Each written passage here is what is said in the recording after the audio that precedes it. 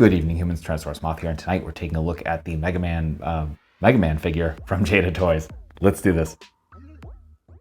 Aesthetically speaking, this figure looks fantastic and just continues what we have been seeing from Jada with their Street Fighter line. Apparently them and Capcom are just a match made in heaven here, because yeah, they're really doing justice to a lot of these characters. And starting off with the face sculpt, I mean, Mega Man design, the original one especially, just a very basic look, and they nailed it here. That expression is perfect. Really like the way they did the eyes too. These little like white kind of crescents here at the bottom of the pupils really like invoke that original art style.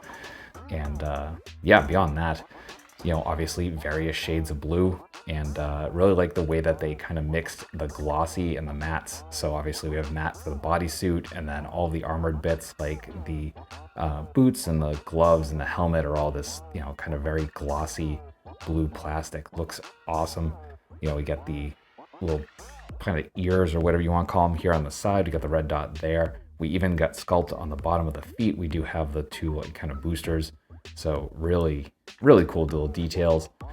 It's not perfect in terms of, you know, in terms of QC, you know, a little like paint nick there. There's a little bit of something that got splotched on there. That's probably pretty easily removable. So yeah, there's definitely some QC stuff here and there, and I've been hearing that some people have had like bigger issues than that. I lucked out, and I hope that most people do as well. But because, pardon me, yeah, just really fantastic looking figure. Really good loadout of accessories here as well. So jumping right in, for hands, we get a pair of fists right out of the box. Then we get a left splayed out hand and a right cupped hand for bearing the weight of the alternate forearm piece, which is the, you know, M-Buster. Very cool that, you know, you got the little yellow kind of dial or like meter there, and then we get the, you know, red dot in the middle. Other than that, just that nice glossy blue that we've seen throughout the rest of the figure. Then we get two different head sculpts. So we saw the smiling kind of neutral face in the last section, and then we get an alternate head, which is the aggressive kind of teeth gritted face. Beautiful sculpt there as well. Then we get an effects piece, so we do get, you know, one of the, you know, pea shooter you know, fire effects. And you can see there's a port there on the bottom. There's really nice translucency to this as well, and that is because we do get a stand for it, much like we do with the Street Fighter figures from Jada. And that just goes in, and so you can hold that up in front of them. So that will do it for accessories. Articulation balance here is so good, and that is especially impressive considering the size and slightly awkward form factor, because it's a cartoon character. And you know, freestanding kicks for days. The nice wide feet absolutely help in that. The tensity of the joints absolutely helps in that as well. So for our head, we are in a ball joint. So we can look up about that high, which isn't fantastic, but we can look down pretty nicely, and we get some really nice tilt. And you know, the way it moves around really does allow for a lot of really cool poses. So there is that. The neck piece is separate, but mine definitely doesn't move. Maybe I need to heat it up a little bit more, but there may be a little more to get out of that, but possibly not as well. Obviously you get rotation there as well. We are hinge and swivel at the shoulders, so we can come out to there. So we can hit a perfect T.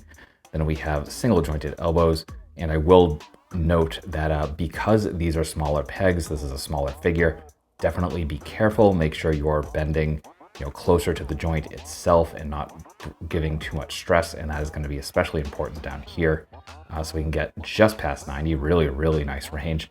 We do get hinge and swivel at the wrists, all horizontal. Then we get a ball joint here at the diaphragm, and that allows us for crunch that far forward. Really nice arch back, and a little bit of side to side. We also get rotation from that as well. Then we come down to the hips, and we're pretty much getting full splits. Positively beautiful. This cut right here is our thigh cut, so we get rotation there. Our front kick, pretty much 90, perfect. You can see we do have single jointed knees here. So again, kind of being careful the way we apply the pressure. We're going to give about 90 for those knees. And then for the feet, you get some perfect point. A little bit of forward, nothing crazy. And then some really nice rocker as well. So that will do it for articulation. Getting into size comparisons, here he is with the rest of Wave 1. With some other video game figures. With some domestics. With some imports.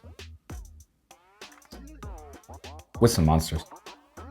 Finally, with our articulated icons, Oni and yours truly in human form as the Velaverse Action Force figure. So my final thoughts on the Mega Man figure from Jada Toys is that this figure absolutely kicks ass. We have gotten a lot of just straight up Mega Man figures over the years. I'd probably argue far too many, especially considering we pretty much never see the Robot Masters. However, this line is looking to change that, and if this is the base that they're building off of, then full approval. It's super fun to pose.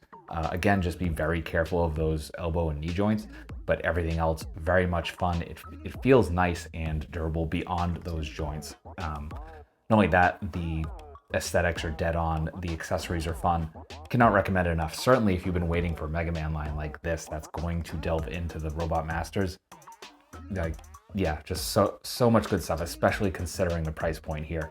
So fully recommend it. It is available from various online resources, so I'll have a link or two in the description below for you to pick up if you are interested. That being said, I hope you found this review informative and somewhat entertaining. If you did, I hope to see you back here because I do multiple reviews a week of action figures related to tokusatsu, dinosaurs, monsters, pro wrestling, and more.